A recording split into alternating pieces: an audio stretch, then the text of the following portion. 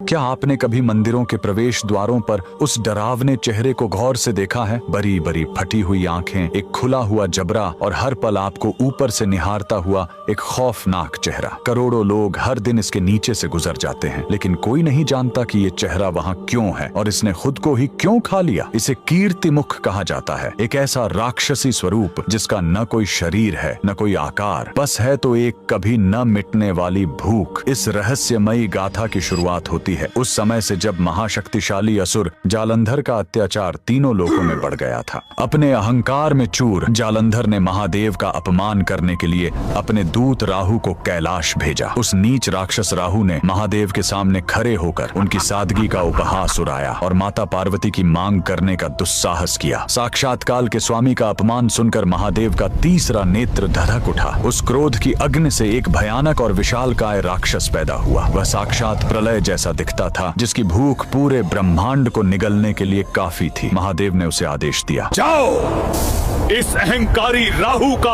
अंत कर दो। जैसे ही वह विनाशकारी राक्षस राहु की ओर झपटा, राहु के प्राण सूख गए। वह समझ गया कि साक्षात मृत्यु उसके सामने खड़ी है। राहु तुरंत महादेव के चरणों में गिर पड़ा और क्षमा की भीख मांगने लगा। करुणा के सागर शिव ने उसे माफ कर दिया, लेकिन अब एक विकट समस्या खड़ी हो गई। वह भूखा राक्षस जो महादेव के क्रोध से जन्मा था, वह तड़प उठा। उसने गरज कर पूछा, प्रभु, आपने इस शत्रु को तो जीवन दान दे दिया, लेकिन मेरी इस राक्षसी भूख का क्या?